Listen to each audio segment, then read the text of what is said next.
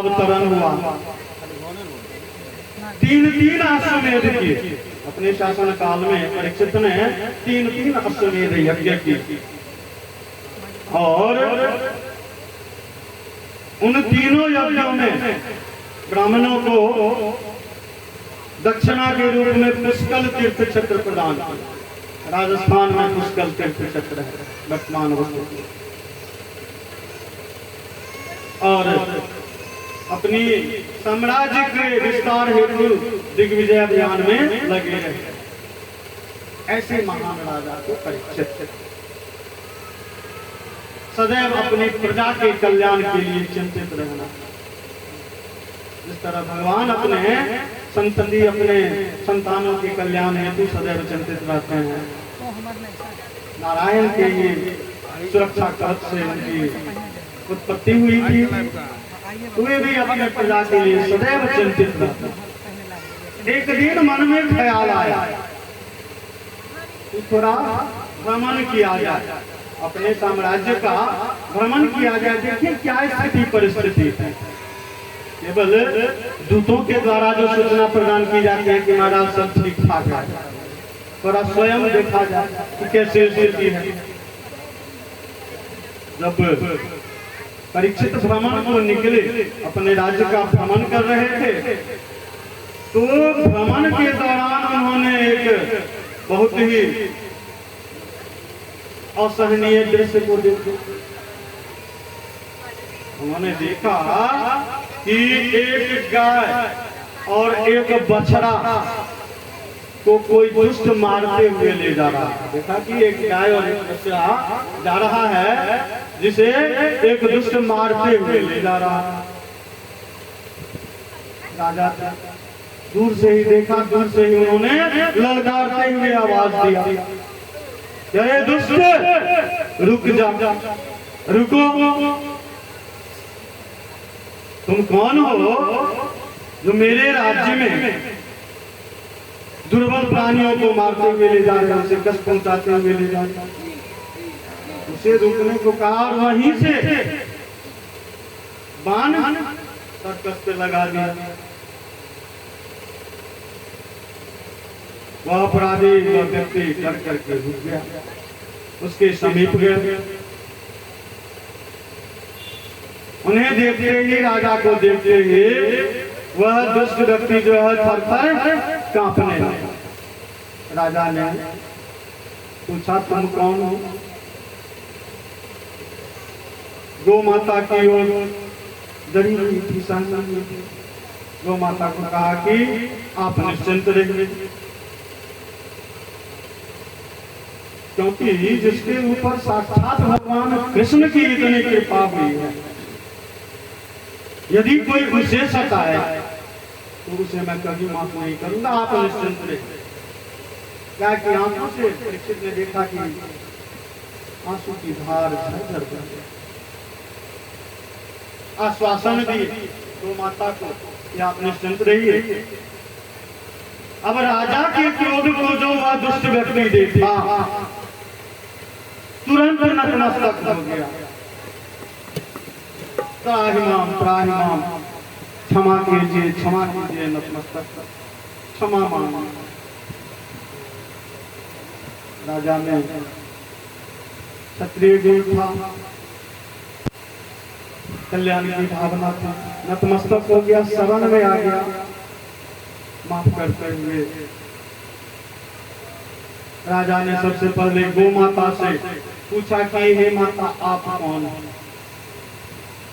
गाय ने अपना परिचय देते हुए कहा कि मैं पृथ्वी। तब राजा की नजर गाय के बाद बछड़े की ओर, बछड़े की तरफ जब उनकी नजर गई तो बड़ा आश्चर्य लगा। उन्होंने देखा कि भाई बछड़े की जो तीन टांग है, तीन टांग टूटी हुई, एक ही पैर पे वह बछड़ा खड़ा हुआ।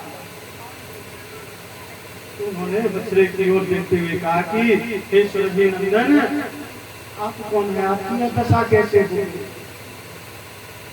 बछड़ा ने कहा कि मैं धर्म, मेरे तीन काम समाप्त हो गए। तब उस दुष्ट व्यक्ति का परिचय परीक्षित जी को हो गया, आभास हो गया कि यह दुष्ट कोई और नहीं, यह कलयुग है। राजा ने धर्म से कहा कि आपके तो 4 पैर थे, युग में आपके 4 पैर थे, तप, पवित्रता, दया और सत्य, लेकिन वर्तमान में आप 1 पैर पर खड़े हैं। इसका मतलब हुआ कि एकमात्र सत्य रूपी पैर आपको टिकाए हुए, एकमात्र सत्य पर उन्होंने धर्म को खड़ा देखा। तो कलयुग की स्थिति बस रही है कि केवल धर्म के बल पर ही, सत्य के बल पर ही धर्म का संचालन होता है। इन दृश्यों को देखते हुए परीक्षित का हृदय और जिनके 3 चरण को समाप्त कर दिया जाए, 1 चरण पर कोई खड़ा रहेगा, कितने कष्ट का अनुभूति होगा। वह पुनः कलयुग की ओर तलवार निकाले थे, कलयुग की पुनः हुआ क्षमा याचना करने लगे और कहा कि क्षमा कर दीजिए। परीक्षित ने कहा कि तुम क्षमा के लायक नहीं, लेकिन एक राजा होने के नाते नतमस्तक हो गए, गलती का एहसास हुआ। तुम मेरा प्रदेश छोड़ करके चले जाओ, मेरे क्षेत्र में तुम्हारे जैसे दुष्ट व्यक्ति को मेरे क्षेत्र में रहने का अधिकार नहीं है, तुम अपनी दुष्टता का प्रयोग कर दो। कलयुग में सिर झुका करके कहा, प्रभु हे राजा, इस संपूर्ण साम्राज्य पर आप ही का अधिकार है, कहाँ जाए स्थान, तो जो स्थान आप देंगे वहीं मैं निवास कर लूंगा, जो बल कर, लेकिन स्थान तो आप दीजिए। तो राजा ने कहा चलो ठीक है, 4 स्थान की प्राप्ति कलयुग को दी गई। पहला स्थान दिया गया, परीक्षित ने कहा कि जहां पर जुआ खेला जाता वहां पर तुम्हारा निवास हो, जहां पर मादिरा पान हो, जो मादिरा पान करेगा, नशे का सेवन करेगा, वह स्थल तुम्हारा। जो व्यभिचारी पुरुष होगा, व्यभिचारी का मतलब जिसका आचरण गिरा हुआ, चरित्रहीन जो होगा, वहां तुम्हारा निवास। जहां पर हिंसा हो, आपसी मारकाट हिंसा की स्थिति, शांति नहीं हो, वहां पे तुम्हारा निवास रहेगा। अब हम लोग टैली करेंगे, मिलाएंगे, जो 4 स्थान दिए वास्तव में है कि नहीं पुष्टि करेंगे, प्रमाणित हो जाएगा। वही स्थिति है। इन्हीं 4 स्थलों, इन्हीं 4 दृश्यों को देख करके हमें भान हो जाता है कि घोर कलयुग आ गया, कखनियों मुझे भगवान के नाम में तो कलयुग की पहचान हो गई। नशा पान करता है, क्रोध से उद्विग्न हो जाता है, जो नहीं बोलना है वो राजा हो जाता है, में राजा हो जाता है। सुबह कुछ मालिक हम नहीं बोले चलिए, तुम बोले तो विवेक को देता है, बुद्धि को देता है, बुद्धि विवेक सब नष्ट। प्रभाव किसका है? कलयुग। आचरण खराब हुआ, आपका चरित्र खराब हुआ, कुछ नहीं दिखाई कलयुग का। अब यह 4 स्थान मिला। अब कलयुग में कहा कि राजा आपने 4 स्थान मुझे दिया, 4 स्थान वैसा ही। एक विनती है, कम से कम एक बढ़िया स्थान तो दीजिए। 4 स्थान में से कोई स्थान बढ़िया है? तो कलयुग ने विनती किया कि कम से कम एक स्थान दीजिए बढ़िया। तो राजा ने कहा कि चलो ठीक है, वह स्थान तुम अपने मन से मान। तो संसार की जो सबसे चमकीली वस्तु है, सोना स्वर्ण, वह मांग ले। तो स्वर्ण मांगा। स्वर्ण क्यों मांगा? ना हीरो वाला नहीं था।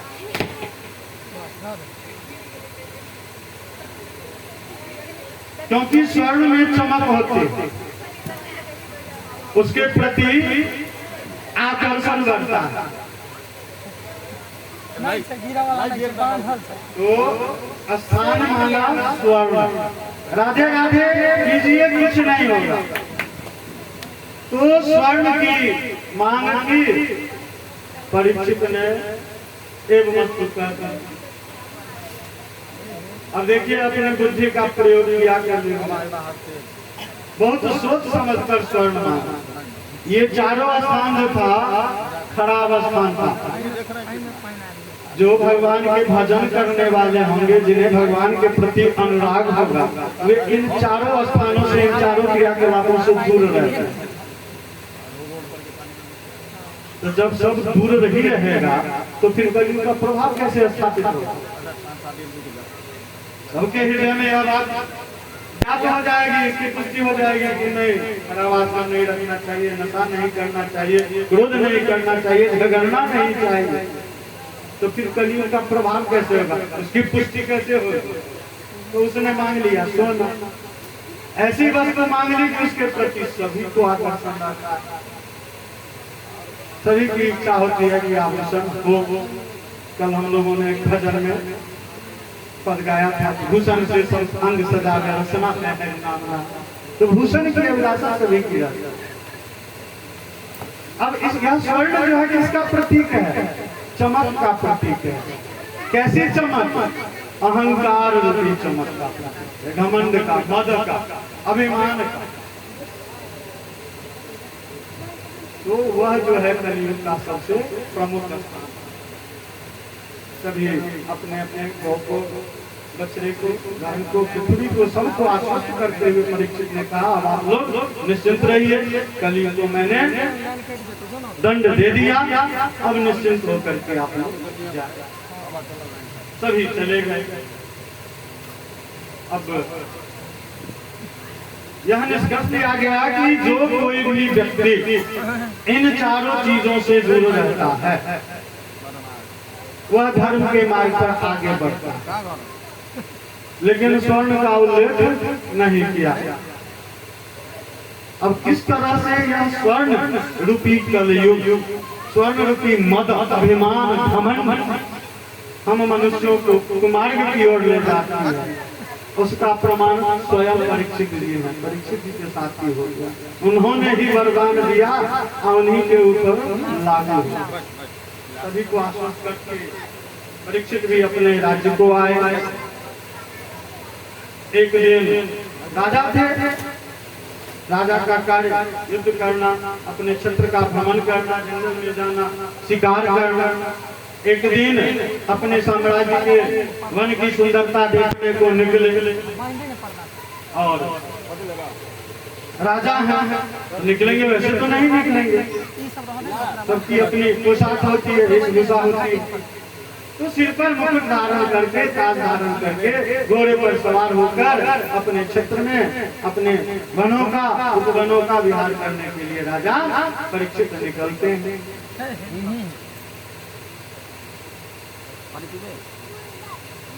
बड़ी क्षेत्र में उनकी यात्रा होती है, भ्रमण करते हैं। और यात्रा करते करते राजा को प्यास लग जाता, प्यास की अनुभूति हुई।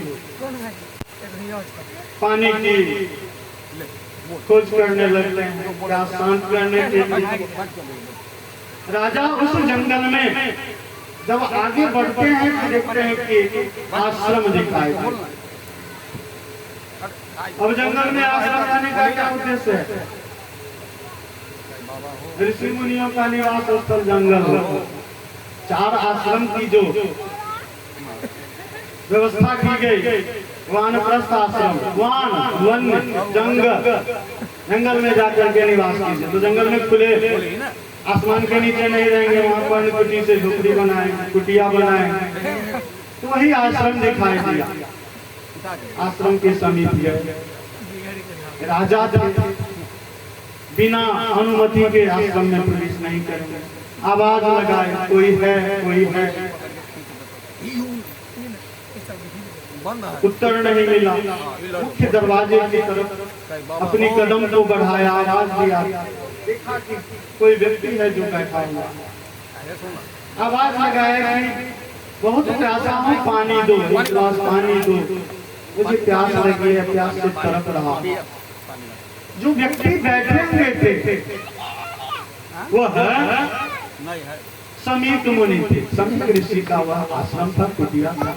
समीक ऋषि अपने कुटिया में बैठ करके ध्यान में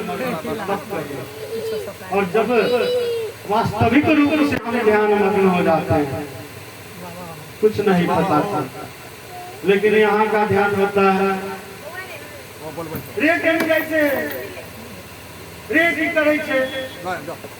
ध्यान नहीं है। आप एक तरफ भगवान के नाम का स्मरण कर रहे हैं, आपका ध्यान इधर है, तो वह वास्तविक ध्यान नहीं।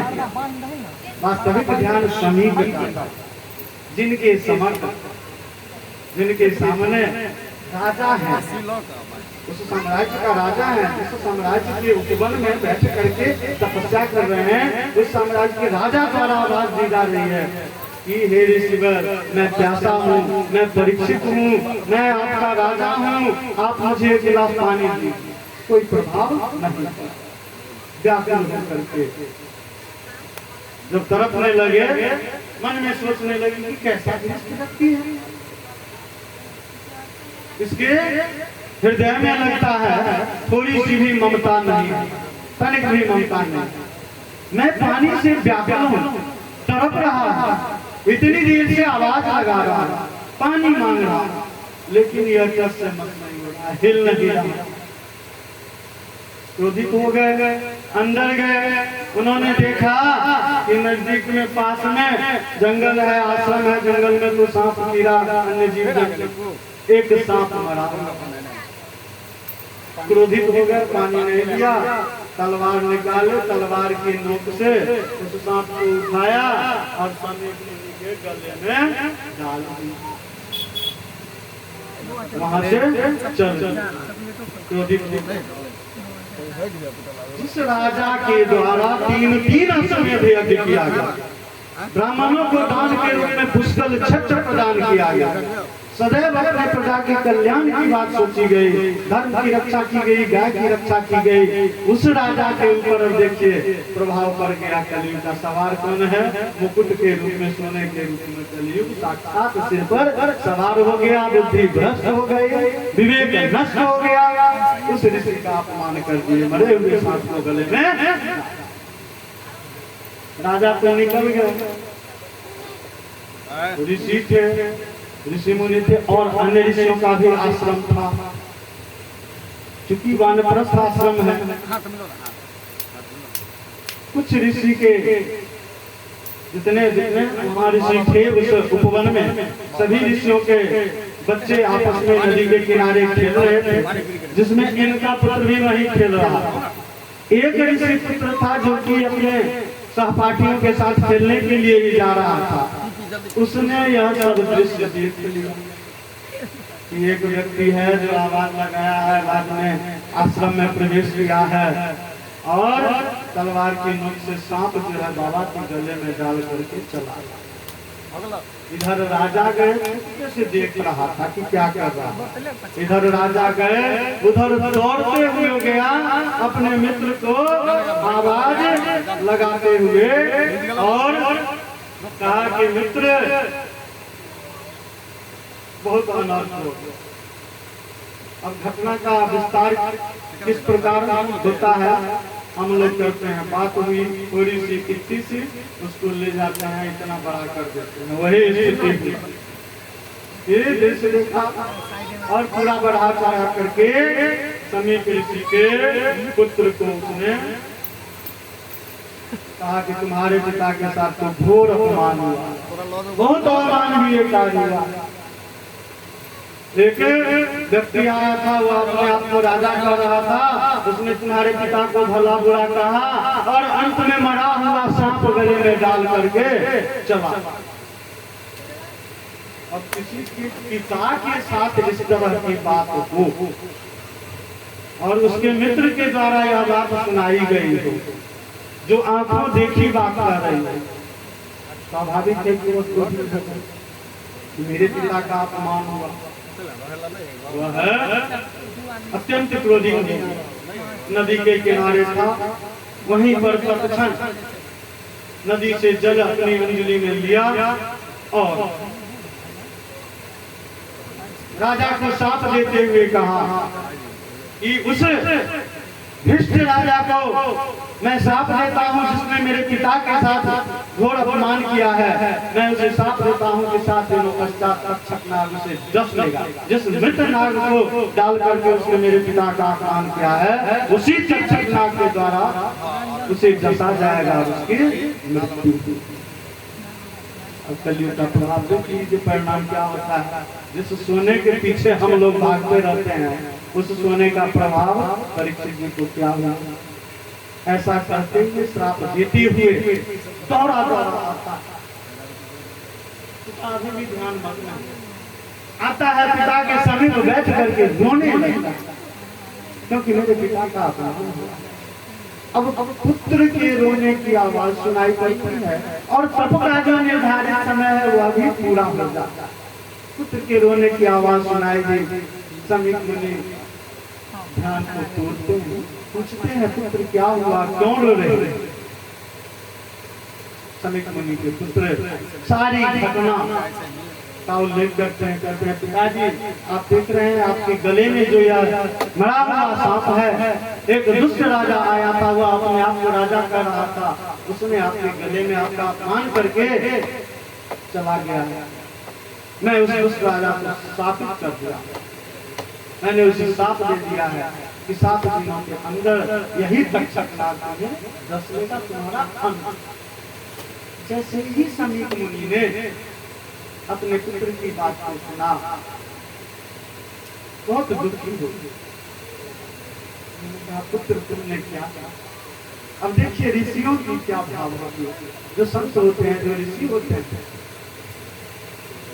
किसी भी प्रकार का कोई क्रोध नहीं, कोई कामना नहीं, मान अपमान का पुत्र की नजर में अपमान हुआ, हम लोग के नजर में भी अपमान हुआ, हम लोग भी कहेंगे कि अपमान हुआ, राजा ने अपमान किया। लेकिन मुनि ने कहा कि घोर अनर्थ हो गया।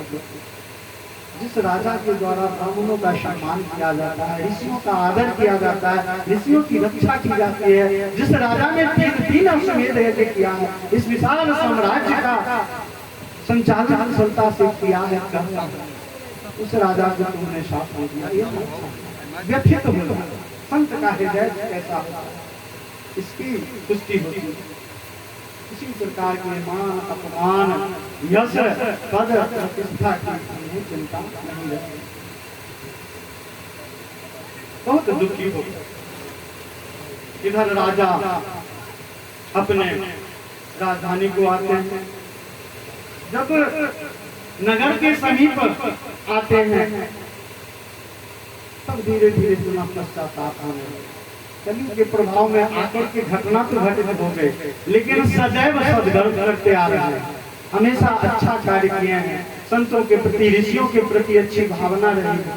अब पश्चाताप मन ही मन व्यथित हो रहे कि घोर अनर्थ हो गया, मैंने क्या किया, मेरे साथ मैंने बहुत बड़ा अपराध कर दिया।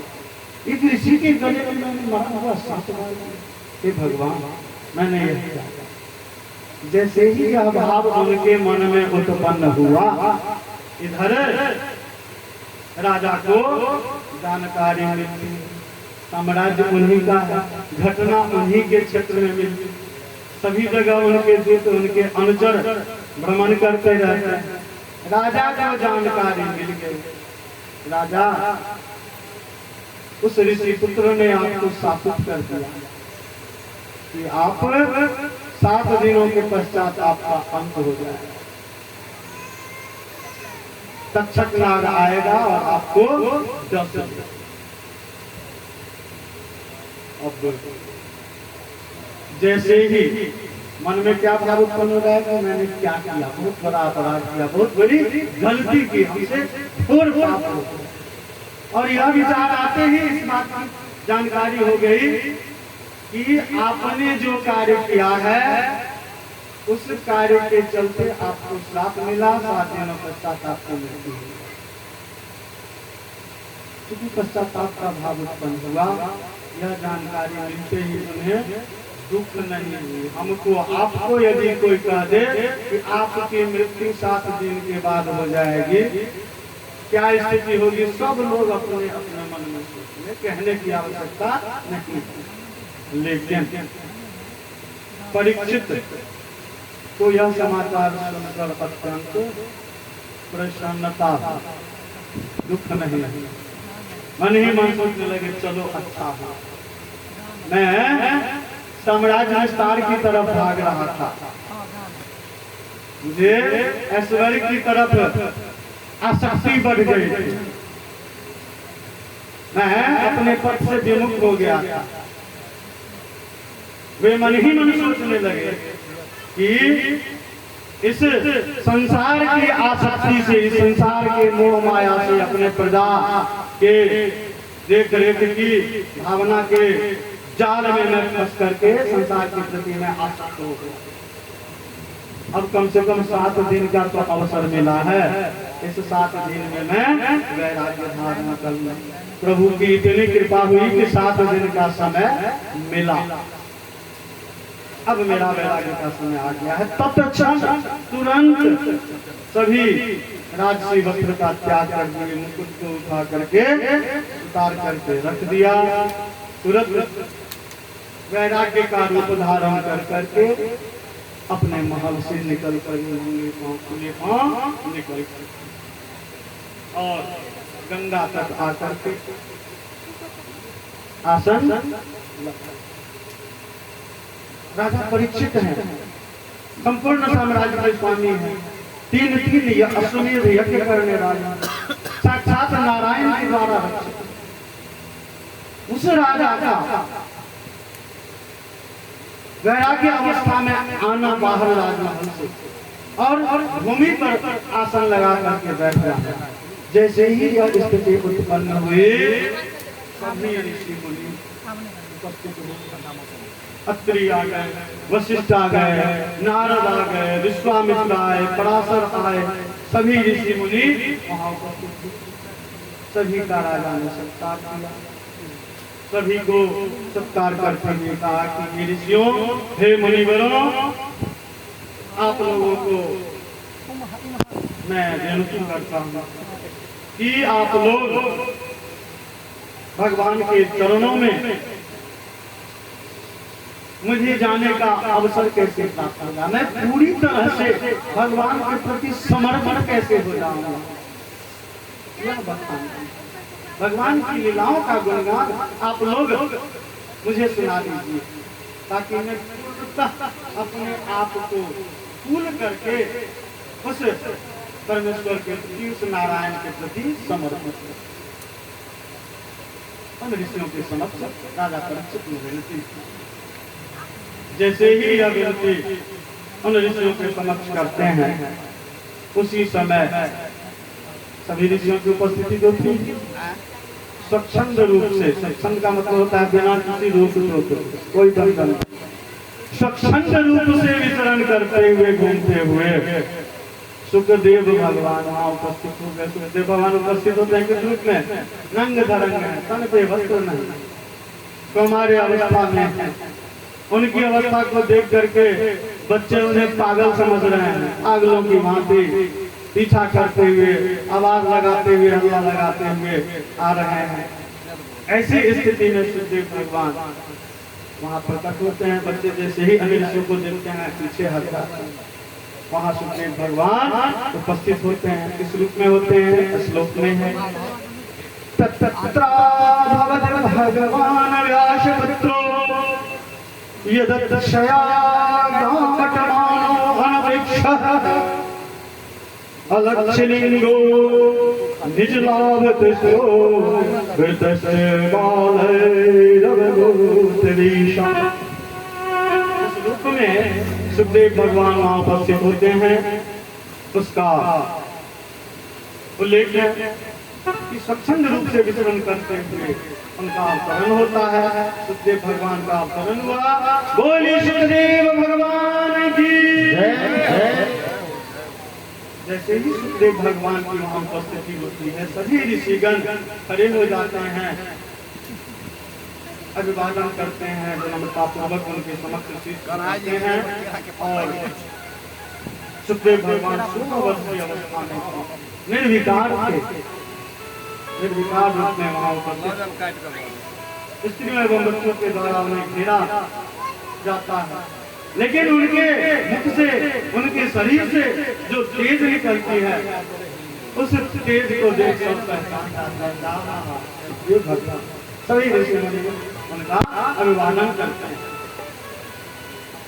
और राजा परीक्षित उन्हें साष्टांग प्रणाम करते हुए उच्च आसन देते हुए कहते हैं कि प्रभु आप विराजमान होइए, और प्रार्थना करते हुए कहते हैं कि मैं बहुत बड़ा अपराधी, लेकिन इतने बड़े अपराधी को, जिसने इतना जघन्य अपराध कर लिया, ऋषि का अपमान किया, इतने बड़े अपराधी को इन ऋषि मुनियों के साथ साथ आपने जो दर्शन दिया, इससे मैं धन्य हूं।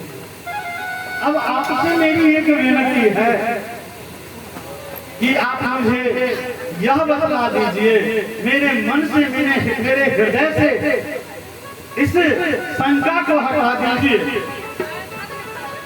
अब उनके हृदय में कैसी शंका थी? जानकारी क्या हुई थी कि 1 सप्ताह के अंदर तक्षक नाग आएगा, डस लेगा और आपकी मृत्यु हो जाएगी।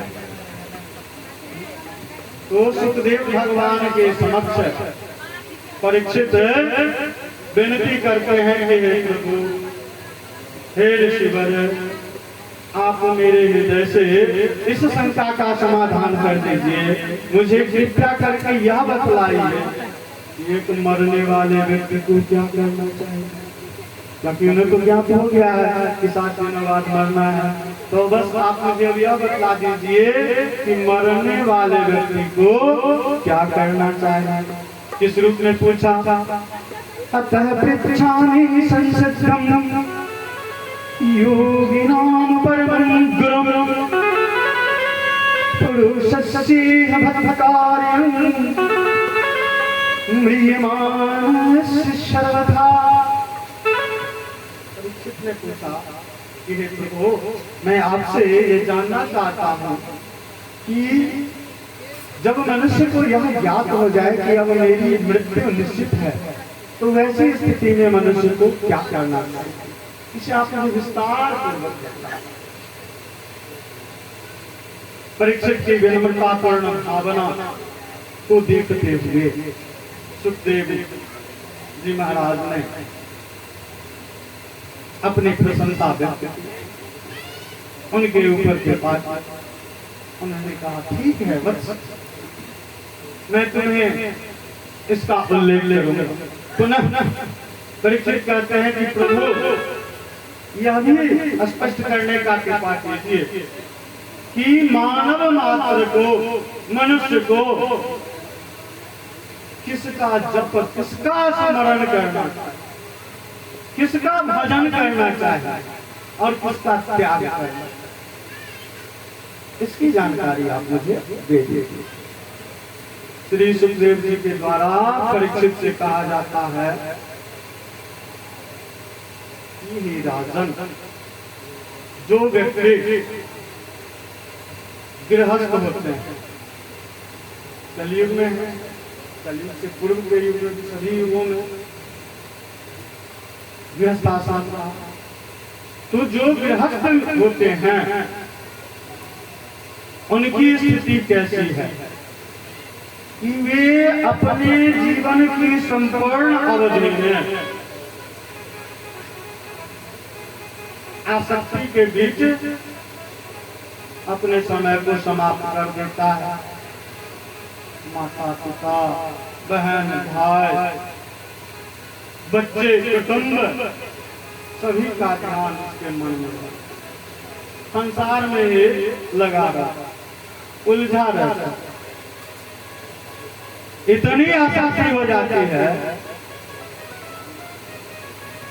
सभी को देख करके इतना वह भ्रमित हो जाता है, इस बात का ख्याल नहीं रहता है कि एक दिन मरना भी, मृत्यु को तो भूल जाता है, निश्चिंत रहता है, हंसता करते रहता है, बेटा पोता फल पोता बड़ा पूरा परिवार है, इसी में लगा हुआ